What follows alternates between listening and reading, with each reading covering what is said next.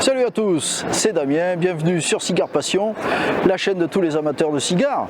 Aujourd'hui en extérieur, sur la célèbre place du Capitole à Toulouse, un événement puisque nous allons rencontrer Skander Shida, le fondateur de la marque Los Dueños, qui nous fait la gentillesse d'accepter une entrevue avec lui pour nous parler de sa marque et surtout, actualité oblige, il va nous présenter son nouveau cigare qui est sorti cette semaine.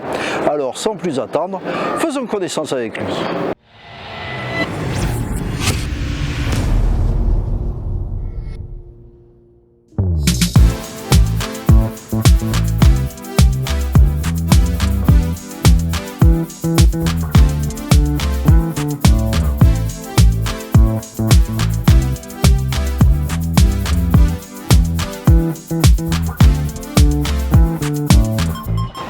Bonjour Skander.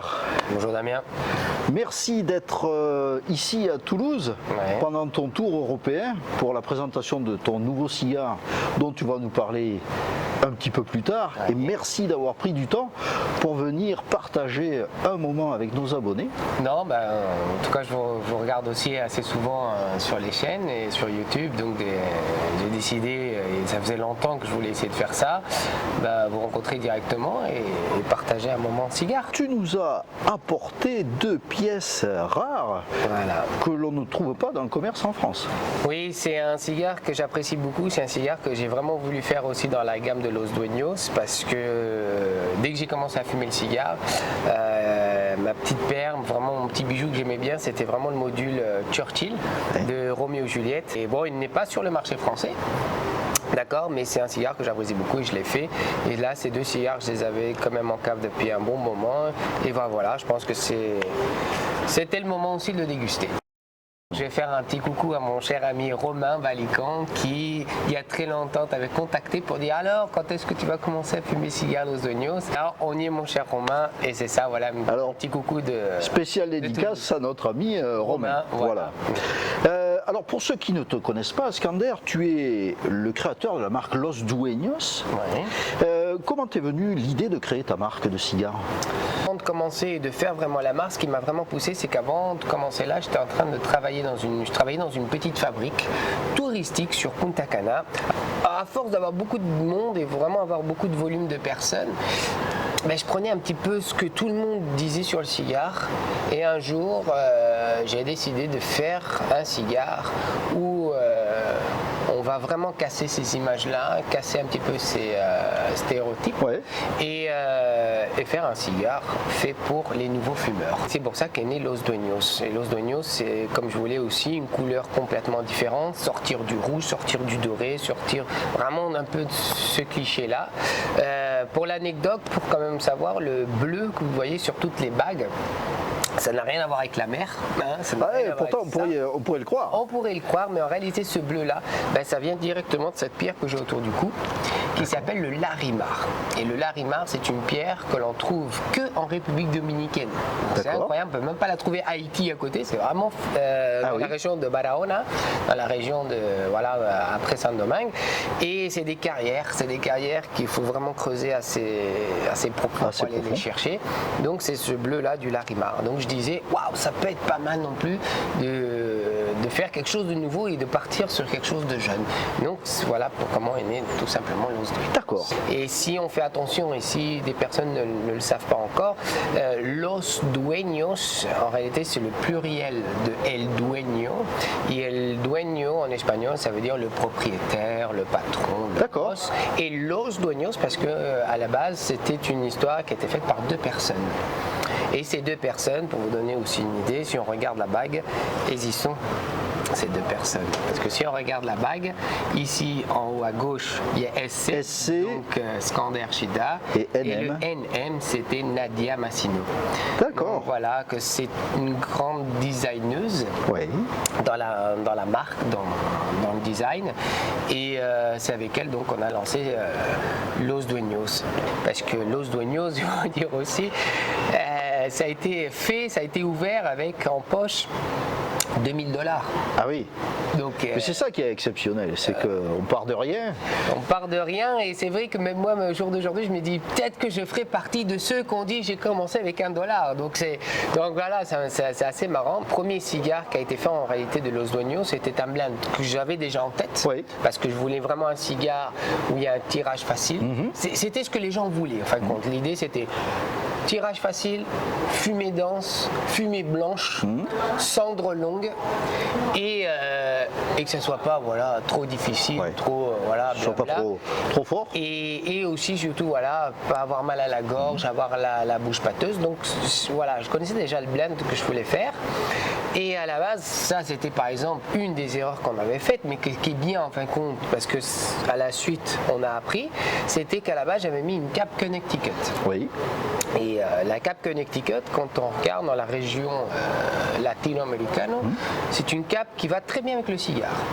Mais ce cigare, quand il voyage, donc quand il part dans un autre endroit, dépendant du climat, l'humidité, l'ambiance, eh ben, il se transforme.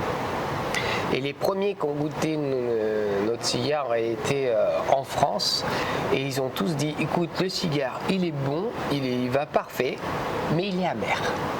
Et moi j'étais en République dominicaine et je suis là, je fais oh, mais ça va pas fumer ces gens-là, c'est quoi ça, merde. Je le fume, je dis rien d'amer, qu'est-ce Pas que c'est en train de d'amertume, me dire.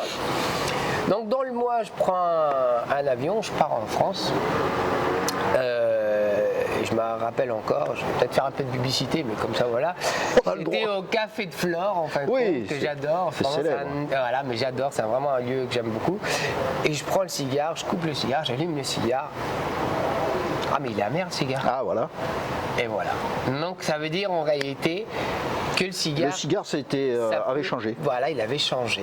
Ce que je te propose, Skander, avant de continuer l'interview, on va allumer les cigares et puis on va poursuivre cette belle conversation. Et puis, c'est bien. voilà. Allez. Allez, on se retrouve juste après.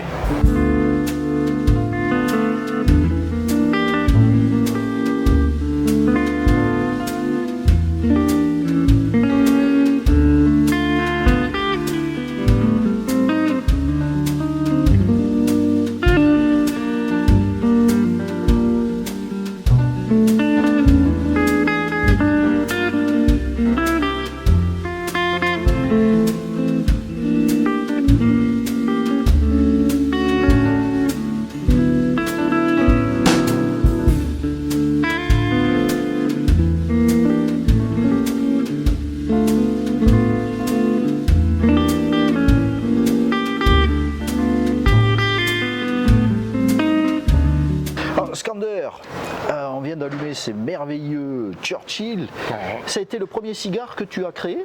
Ah oui, la première gamme, ça a été la gamme classique, Oui. que moi j'appelle la gamme classique. C'est du 100% dominicain. Oui. Et on est resté sur une cape, comme j'avais dit tout à l'heure, donc modifiée avec la cape Habana 2000. Et la Habana 2000, c'est la cape qui pousse en Équateur. Ouais. Ensuite, les gens, quand ils ont vraiment dégusté, ils ont apprécié, ils ont dit, c'est quoi la suite maintenant? Maintenant qu'on a dégusté, maintenant qu'on y est, maintenant qu'on est là, what the next? Et donc on a fait le deuxième cigare qui est le Maduro. Oui. Alors lui, le Maduro, donc là on est sur du léger, là on va être sur du médium. Et le cigare, donc Maduro, il est fait lui avec un blend à 80% Nicaragua, 80% pardon, dominicain, Oui. 20% Vicho Nicaragua. Oui. Donc c'était aussi à un moment donné, il y a 4-5 ans, la mode du tabac du Nicaragua, Oui. des cigares Nicaragua.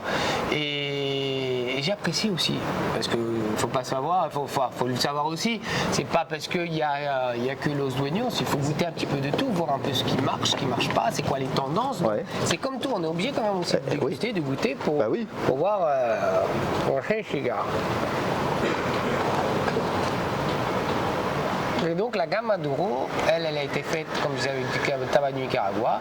Et pour habiller ce cigare-là, j'ai utilisé une cape naturelle Maduro Brésil. Ouais. Donc Brésil Arapiraca. Et ce cigare-là, on va plutôt rentrer dans du torréfié. Oui. Alors quand je dis du torréfié, c'est vraiment cette petite touche vous savez, la vapeur, l'odeur du café, ouais. qui sort Ouais. de la cafetière, bah, ça va être plutôt là-dedans. On va rentrer plutôt dans du tabac aussi cacaoté. Ouais. Donc c'est ce qui ressort. Notre univers, quoi. Bah, c'est autre chose. Ouais. Bah, et ce qui est bien, parce que la gamme classique, ça sera plutôt un cigare terrasse, ça sera plutôt un cigare extérieur, voilà, comme on est là aujourd'hui. Comme ici, il ouais. fait énormément, enfin beau temps, on est à Toulouse. Et voilà, c'est un cigare qu'il faut qu'il soit facile, voilà, adéquat avec le soleil. Et l'autre, ça sera plutôt un cigare un peu plus d'hiver. Ouais. On va rentrer sur un cigare tout petit peu plus corsé et que je conseille toujours quand même après manger qu'avant manger. Faut avoir le Par exemple, ventre plein. Là, on est bien, Ouais. on est à l'apéro, on est super bien. Mais voilà, l'autre, je le conseille plus un petit Ouais. peu plus après manger. Donc on est resté 4 ans avec et ça fait 4 ans et là après il y a eu une suite encore. Et c'est là où est né donc ce cigare qui vient de rentrer en France il y a 4 jours. Donc voilà, on est sur le dernier cigare qui a été né. Donc celui-ci c'est un taureau. Ouais. Parce que pareil, à force de voyager à droite à gauche, donc il y a quand même des consommateurs, il y a quand même des amateurs qui te demandent toujours ça serait pas mal de faire ci, ça serait pas mal de faire ça. Et c'est vrai que pour le marché par exemple belge, Ouais. les Belges adorent ce module un peu taureau, ils adorent les gros modules. Ouais. C'est pour ça que le Sénac là-bas marche énormément D'accord. et bien. Et donc voilà, et en plus c'est vrai que j'aime bien la gamme taureau. c'est Ça, magnifique. Voilà. Alors celui-ci il est un peu plus soigneux, on va dire, dans la gamme. Alors pour celui qui ne sait pas ce qu'est un Kororo, est-ce qu'il y a une définition d'un tabac spécifique? Alors la gamme Corojo, c'est un tabac un peu spécial. C'est une feuille de cap qui a été faite par l'humain en fait. Oui. Dans la région de Cuba, il y a deux sortes de capes. Oui. Celle de la Vuelta Arriba Oui. et Abajo. Et donc les deux graines de chaque cape a été prise Oui. et on les a fusionnées ensemble. D'accord. Et en les fusionnant ensemble, donc ces deux capes a donné naissance à la cape à Corojo. Dans les années 90, Intéressant. ça. c'était quand même une des capes les plus chères qu'il y avait sur le marché. D'accord. D'accord. Donc voilà. Mais encore une fois, nous, cette graine, on l'a fait pousser en Équateur. Et à la base, c'est une graine cubaine. C'est une graine toute douée là. Il faut quand même dire la vérité. Il faut dire ce qu'à César est à César. Oui, la plupart du tabac vient de Cuba, mais on prend les graines et on les fait Après, Voilà. ça prend le terroir dominicain. Ah ouais. C'est un cigare où on est rentré, donc on avait ce qu'on fume là, dans la légèreté. Le deuxième, c'est un peu plus dans du Torréfié. Et là, on rentre sur un cigare full body. Ouais. Alors, un peu plus corsé. Pourquoi? Parce que tout simplement, on est sur un tabac dominicain. Oui. On est sur un tabac quand même du Nicaragua, parce qu'il y a ce petit caractère qu'il faut donner. Et ce qui va donner la force, c'est le double Ligero Pennsylvania. Donc D'accord. des États-Unis. Ouais, la Pennsylvanie, ouais. Et petite anecdote aussi quand même, parce que quand on traduit le mot ligero Oui. d'espagnol en français, le ligero c'est tout simplement, quand on le compare, enfin quand on dit vraiment le mot en traduction, ça veut dire léger. D'accord. Mais le ligero, c'est la feuille de force dans le cigare. Et le ligero, c'est la feuille qui est la plus haute sur le Oui. tabac. Oui. Et donc, si elle est la plus haute, c'est celle qui a reçu le plus de soleil. Qui se charge le Voilà, plus. qui se charge de plus, et c'est ce qui s'appelle, enfin, ce qu'on a appris quand on était à l'école, qu'on n'a jamais sorti de notre vie, comme quoi on va aller à l'école, c'est le mot photosynthèse. Oui. Donc c'est vrai, on a appris ce mot-là, on l'a pas plus utilisé dans notre vie qu'autre chose, et là, voilà, c'est pas mal. Et donc c'est cette photosynthèse qui va brûler les pigments de la feuille Ouais. et qui va donner un peu plus ce caractère. C'est une D'accord. feuille donc qui est un peu plus petite, donc elle est un peu plus chargée, Ouais. voilà, en nicotine. Ouais. Même, hein. Et cette cape, comme on avait dit tout à l'heure, qui est complètement différente, elle, de la cape Maduro. La cape Maduro du Brésil, elle va être un petit peu plus rugueuse. Oui. Elle va être un petit peu plus, voilà, Granuleuse, brute, ouais. voilà. Tandis que la cape du Corojo, c'est une cape qu'on peut voir qui est un petit peu plus huileuse, qui est Ouais. un petit peu plus douce, beaucoup plus, voilà, brillante. Ouais. Pour faire le cigare de Los Dueños Corojo, quand on a les feuilles de cap, pour vous donner une idée, sur 100 capes, Oui. on va utiliser peut-être 40%, 45%. Ce qui veut dire qu'il y a 60% qui ne correspondent pas au standard. Alors, qui ne va pas donner cette couleur un peu D'accord. plus marron, un peu Ouais. plus oscuro. D'accord. Les autres, elles sont un petit peu plus claires, donc je utilise pour faire d'autres cigares, D'accord, ouais. d'autres personnes. Oui, je reçois énormément de messages en me demandant où est-ce qu'on peut trouver tes cigares parce qu'il y a une vraie demande pour goûter tes cigares. Et aujourd'hui, tu es distribué dans combien de points de vente en France? Alors, c'est facile. Pour ça, vous tapez tout simplement www.losdueños.com. Je vous mets le lien juste en dessous. Voilà, et en réalité, ce que j'ai fait, ce que j'ai rajouté, c'est un endroit, il y a marqué revendeur. Et quand on clique dessus, il y a une map. Donc il y a une map où vous allez voir tous les points de vente. Alors, je ne veux pas vous mentir non plus, avant d'y aller, parce que j'ai quand même eu beaucoup de personnes qui m'ont écrit aussi en me disant bah, écoute, je suis allé là-bas, il n'y en avait pas, ou c'était en rupture de stock, etc. Donc il y a le nom de la civette, il y a un numéro de téléphone. Appelez avant. Donc voilà, appelez avant. Quel est le cigare qui est le plus vendu dans ta gamme? On va dire allez, 60% Maduro, Oui. 40% classique. D'accord. Et encore une fois, là je suis même moi content. Je suis un peu content parce que voilà, c'est bien qu'il y ait du 60-50 et non pas du 30-70 ou du 80-20 où on peut dire voilà, ça marche mieux que ça. Donc on peut dire qu'il y a vraiment un public pour les deux Ce qui gammes. voudrait dire que dans ta gamme, tu couvres la totalité des goûts du consommateur français. C'est tout à fait ça. Est-ce que tu as pour objectif d'ouvrir encore ta gamme ou tu vas te recentrer sur cette gamme existante? Alors Damien, moi j'essaie de travailler actuellement sur un nouveau cigare. Ah, déjà. Alors, tout est déjà fait dans ma tête. Ouais. Le module, la boîte, le blind, tout est déjà fait. Combien de temps ça prend entre l'idée et la commercialisation d'un cigare? Alors, par exemple, sur la première gamme, ça a été très vite parce que j'avais déjà l'idée. Le deuxième, qui a été le Maduro, lui, il est venu presque en surprise parce que c'était donc, comme je disais, le moment du Maduro, du Nicaragua. Ouais. Donc, je dis, tiens, il faut introduire un peu de tabac de Nicaragua. Donc, ça a été fait un peu, on va dire, presque surprise, mais ça a été fait vite, mais bien et au bon moment. Ouais. Encore une fois. Celui-ci, il a été fait pour la demande. Donc, celui-ci, on y a travaillé pour rentrer déjà. Il existait déjà, mais pour le faire rentrer en France, on a mis presque 2 ans. Et en réalité, quand le cigare il est fait, l'idée, on essaie toujours de faire 2-3 samples de différentes ligas. Ouais. Et ces cigares, en fin de compte, j'en fais toujours 10. Ouais. 10. Ouais. Je les envoie. Alors, ils sont goûtés bien sûr dominicaines, voir un peu comment ça se passe. On a quand même nos cigares préférés. Bien sûr. Mais encore une fois, on n'a pas la décision finale parce qu'on ne sait pas comment il va se développer. Il va évoluer. Donc forcément 10 cigares et j'envoie en France, en Belgique, en Suisse. Et ces cigares-là sont distribués avec quelques personnes de confiance. Ouais. Et ces cigares-là, ils sont distribués 5 hommes. 5 femmes. Ah oui. Parce que toujours Los Dueños, il y a ce petit côté féminin qui va rester. Tu nous as parlé d'un cigare préféré. Ton cigare préféré dans ta gamme? Alors, mon cigare préféré de tous les jours, ça restera le Robusto. D'accord. Le Robusto classique. C'est le Robusto, je trouve qu'il a tout. Hoppa! Ça y est. Et comment ça s'appelle? Une damiennade. Voilà, c'est fait. Sur le pantalon, celle-là, elle est magnifique. Vous voyez, on a un cendrier, mais ça sert. Il est caché. Ça sert à rien. Non, il est tombé aussi la mienne. Mais ça va, j'ai pas eu. Chance. Toi, tu fumes propre. Ah, voilà, il est là. Non, vraiment, dans la gamme de j'aime beaucoup le Robusto. classique, le Robusto classique. Ça reste quand même pour moi, le cigare toujours. Il faut quand même savoir aussi que, encore une fois, là-bas il fait 31 degrés, donc j'aime bien fumer vers 17h30, 18h, c'est mon heure préférée. D'accord. Donc il fait encore une bonne petite chaleur, un bon petit rhum dominicain et un café. Un conseil sur un rhum qui va bien avec tes cigares? Mon petit coup de cœur actuellement en rhum, pareil, publicité. Allez. Alors maintenant, le meilleur rhum dominicain est Leyenda. Leyenda, d'accord.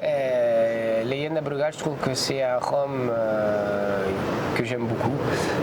Par rapport à son goût, sa douceur, il reste un petit peu plus sucré quand même, mais ce qui donne un peu ce petit goût, c'est que c'est un rhum qui est mis dans des fûts de chêne de Kentucky, de Bourbon. Ah oui, de Bourbon. Donc ça va donner un petit peu plus de caractère, richesse, voilà, de richesse. Et c'est un rhum que j'ai remarqué aussi par rapport aux hommes un peu plus ambré. D'accord. Donc voilà, donc c'est mon petit coup de cœur sur actuel. Il s'accorde particulièrement bien avec. Il s'accorde bien, mais pareil, de temps en temps un bon café, même de l'eau gazeuse. Même de l'eau, voilà. C'est vrai que nous, quand on fait des dégustations, c'est plus neutre. C'est de l'eau. Ouais, c'est neutre. De l'eau plate et c'est neutre, mais et même on trouve que les goûts sont un peu plus. C'est pour ça que voilà, toujours un peu d'eau à côté. Alors maintenant, Damien, c'est à moi qui vais te poser la question. Qu'est-ce que tu en penses? Parce que quand même, il y a beaucoup de monde qui attendait un peu ton retour quand même, par rapport à ce cigare. Donc, je trouve que c'est un cigare qui est très facile à fumer. On a un tirage très aéré, mais qui n'est pas non plus super aéré. Il y a une légère résistance. Moi, je l'ai coupé assez court. Et ce que je trouve, et vous avez dû le voir même pendant que je fume, on a une fumée dingue. On est en extérieur et on se rend compte, même en extérieur, qu'on a un volume de fumée incroyable, une fumée très blanche. Et on la voit quand elle sort du cigare, elle est bleue. Donc ça, c'est vraiment génial, ce contraste de couleurs. Et on a cette fumée qui sort et qui donne une ambiance à cette dégustation qui donne un vrai sentiment de plaisir. Alors, gustativement, je trouve qu'il y a de belles évolutions. On est parti sur un côté assez crémeux au départ, avec un bouquet épicé quand même qui était en arrière-plan et qui donnait de la longueur à la persistance en bouche. Et donc ça, je trouve que c'est très intéressant. Et là, on a quelques belles évolutions, une légère montée de puissance, mais c'est un cigare qui se fume très bien. C'est bien, c'est très bien parce que c'est l'idée, encore une fois, de ce cigare. Il faut qu'il soit évolutif, mais pas monter non plus sur des grands pics, parce que sinon, encore une fois, on va revenir sur ça me coince et ça, c'est pas bon. Et je pense, alors, est-ce qu'il y a un goût quand même, arrière-goût, ou un peu pâteux, ou etc. Non, du tout. Ça reste, on a une sensation de légèreté dans le cigare, mais ce qui est paradoxal, c'est qu'on a une belle persistance en bouche en même temps. Donc ça, je me régale, je passe un très très bon moment. C'est parfait, donc pour ton premier Los Oignos, on est bon alors. C'est très bien, on est en extérieur, on a encore la chance de pouvoir en déguster. Cigare d'après-midi à l'extérieur. En octobre, et là, celui-là, sera un cigare un petit peu plus d'hiver. Un peu plus au coin du feu, on va dire. Au coin du feu. Au coin du feu. Ça fait longtemps que j'ai pas été au coin du feu, moi. Oui, j'imagine. Longtemps. Mais quand même, pour ceux qui ne connaissent pas quand même aussi la République dominicaine, il faut quand même savoir que chez nous, il n'y a pas que plage et soleil. Il y a des endroits qui s'appellent Constanza, Jarabacoa, et c'est montagneux. Oui. Et là-bas, c'est incroyable, c'est chalet en bois. Ah oui. Sapin, un arbre qui normalement pousse que dans c'est étonnant. Sapin, cheminée quand même dans les chalets, les cabanes, dans les cabagnards, et froid. Vous avez des pistes de ski, non? Non, on n'a pas de piste de ski, mais on a une montagne qui fait 3000. J'ai pas regardé bien, mais vous pouvez regarder. C'est le Pic Duarte. C'est l'un des montagnes les plus hautes qu'on a, le Pic Duarte. Et en réalité, j'ai même fait des vidéos où les gens montaient là-bas, ils avaient quand même des copeaux de neige qui leur tombaient dessus. Ah oui. Donc c'est pour ça que je dis, on a la chance d'avoir un petit peu tout. On a la plage, on a le soleil, on a le sable fin, on a les montagnes. Donc c'est très sympa parce que la dernière fois là-bas, j'ai même fait du rafting. Ah oui. Donc c'était très très sympathique. C'est sympa, oui, t'as les montagnes, voir, c'est rocheux, c'est sympathique. Ceux qui sont intéressés de découvrir la République dominicaine, parce que c'est ton pays de cœur finalement. C'est vrai. Ton pays d'accueil. Est-ce qu'on peut visiter la fabrique? Alors oui. Il faut savoir que la plupart des touristes, quand ils viennent, ils arrivent dans la région de Punta Cana. Oui. Donc la Punta Cana, c'est vraiment dans le sud. Et Tamboril, Santiago, c'est au nord du pays.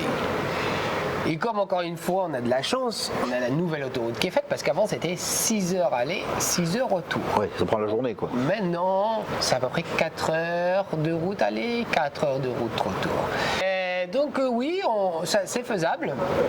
Et c'est ce qu'on a fait c'est ce que j'ai fait il y a 2 ans en arrière quand j'ai eu un groupe de Belgique qui est venu. Ouais. Et ils étaient à l'hôtel, on a pris une journée, on est parti à la fabrique. Donc on s'est arrêté à Saint-Domingue. Ouais. Et Saint-Domingue, il y a un seul endroit que j'aime beaucoup. Ça reste quand même la zone coloniale. C'est vraiment encore une fois où on peut voir dans la zone coloniale là où est descendu Marco Polo il y a 1492, l'architecture espagnole, la population vraiment espagnole encore une fois, et ça c'est très sympathique. C'est vraiment encore les vieux petits chemins, c'est très très très sympathique. Donc on s'arrête là-bas, visite un petit peu vite fait et après on est parti à la fabrique. Sachant quand même que la fabrique, c'est pour ça qu'on doit y aller très très tôt, parce que la fabrique à 4h30 il ferme. Eh oui. Donc vraiment les tabaqueros ils sont à partir de 6h30 à la fabrique, une petite pause à 8h et déjeuner et après jusqu'à 4h30.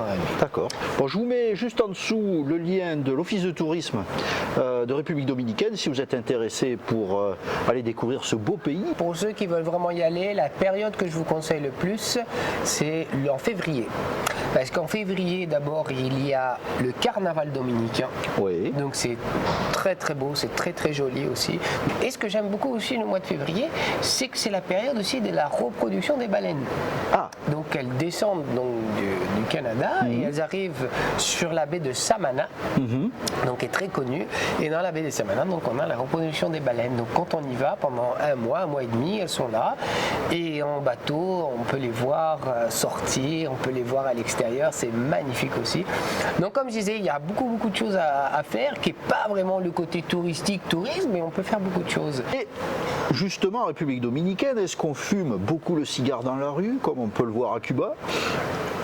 Non. Non. Alors, les Dominicains, c'est pas des grands fumeurs. C'est pas des grands fumeurs ni de cigarettes, ni de cigares. Ouais. Le seul endroit, en fait, quand on va tous les voir un cigare dans la bouche, c'est Santiago et Tamboril. Alors là, oui. Non, là, c'est tout le monde fume, que ce soit hommes, femmes, personnes âgées, etc. Là, dans les rues.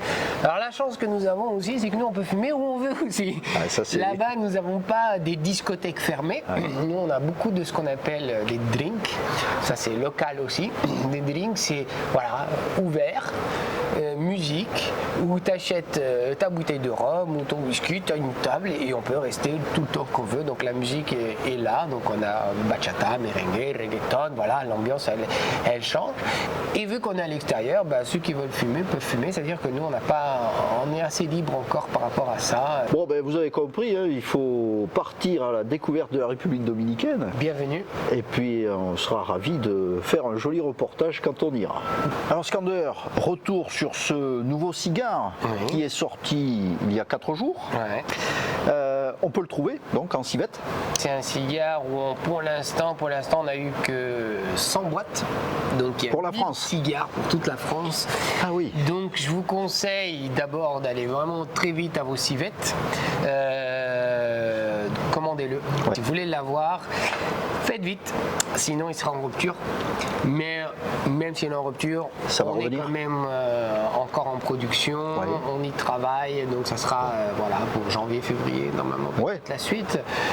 Je profite de ton œil d'expert dans le cigare pour te poser une question qu'on m'a souvent posée, à laquelle je n'ai pas vraiment de réponse. Est-ce qu'il y a une différence quand tu vas fumer un cigare dans un pays tropical comme la République dominicaine et un cigare comme on peut le déguster aujourd'hui avec une température somme toute agréable mais avec un climat un petit peu plus froid? Est-ce qu'il y a des vraies différences de perception?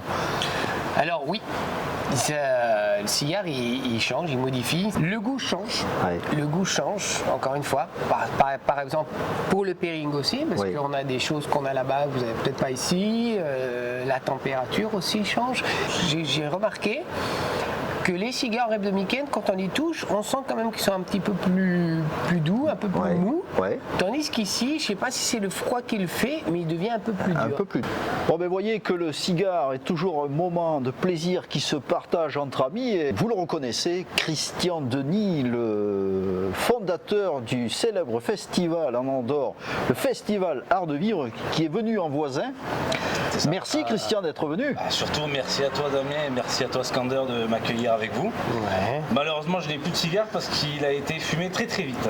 Très bon, on recommande à 100% et du coup j'en profite à l'occasion du coup d'offrir le magazine du festival à Skander. Merci Christian. On était en contact pour que tu sois avec nous la première année. Je sais que pour... C'est vrai, ouais. Mais voilà, c'est Covid. Malheureusement, on n'a pas. C'était un peu compliqué de dire oui et à la fin dire non. Ça fait déjà 2 ans que j'essaie de venir. Donc on va regarder si peut-être pour 2022, si tu le refais, ce sera avec grand plaisir. Peut-être y être aussi. On refait. Et puis en plus, de fait, j'entends depuis tout à l'heure vos conversations avec Damien et peut-être pourrions-nous penser à faire un pairing justement Los Dueños avec le fameux Brugal de chez Leyenda. Oui. Donc, du coup, ça va être bien on ça. a quelques contacts, on travaille pour ça. Ouais, c'est vrai que c'est. Tu seras en tout cas le bienvenu. Merci. Ça, c'est sûr, on sera ravis de te rencontrer. Ça me touche beaucoup. Voilà, on vous attend tous les deux pour l'année 2022. On est déjà en train de travailler. On communiquera petit à petit sur ce qu'on est en train de travailler et on espère en tout cas que Los Dueños l'année prochaine, tu seras avec nous, Skander, pour fumer un bon cigare, boire un bon rhum et surtout faire découvrir à tous ceux qui ne connaissent pas encore. De jolies masterclass peut-être même. Masterclass, ça peut se faire aussi. Merci Christian d'avoir partagé cette dégustation avec nous, c'est toujours un plaisir. Et tu as fumé quoi comme cigare? Alors moi j'ai fumé un Los Dueños Maduro Figurado, très bon cigare, très rond, vraiment avec des jolies notes épicées, une très belle fumée, un tirage juste comme il faut, pas trop léger mais du coup pas avec trop de points de résistance non plus. Et c'est vrai que j'ai passé 45 minutes, 50 minutes de vrai plaisir au soleil, sous le soleil toulousain, en compagnie de 2 grandes personnes, donc du coup au top. On repart ravis en Andorre. Gracias amigo, gracias. Merci Christian, à très bientôt alors. Merci beaucoup Skander d'avoir pris du temps dans ton emploi du temps bien chargé, d'avoir pris du temps pour venir nous parler de l'historique de ta marque, de la genèse qui a permis d'avoir aujourd'hui tous ces beaux cigares. Et puis on te souhaite le meilleur pour l'avenir. Merci beaucoup, merci à tous et voilà, encore merci à toi aussi et Damien pour vraiment avoir pris le temps de partager un moment cigare avec moi. C'est toujours un plaisir de partager un cigare. Je pense qu'il y en a qui vont être contents depuis le temps qu'on essaye de le faire, donc voilà. Bon, en tout cas, un grand merci. Merci encore. Je te souhaite le meilleur. Merci. Et puis à très bientôt. Oui, à bientôt pour la suite. Eh bien, vous l'avez vu, un échange très instructif pour tous les amateurs de cigares. Je remercie encore Skander de son accessibilité et d'avoir pris le temps de venir nous parler de son actualité. J'espère que vous avez pris beaucoup de plaisir à suivre cette nouvelle vidéo. Il ne me reste plus qu'à vous souhaiter une excellente fin de soirée. Portez-vous bien, c'est important. Je vous fais la bise et on se retrouve lundi prochain pour une nouvelle vidéo. Salut à tous.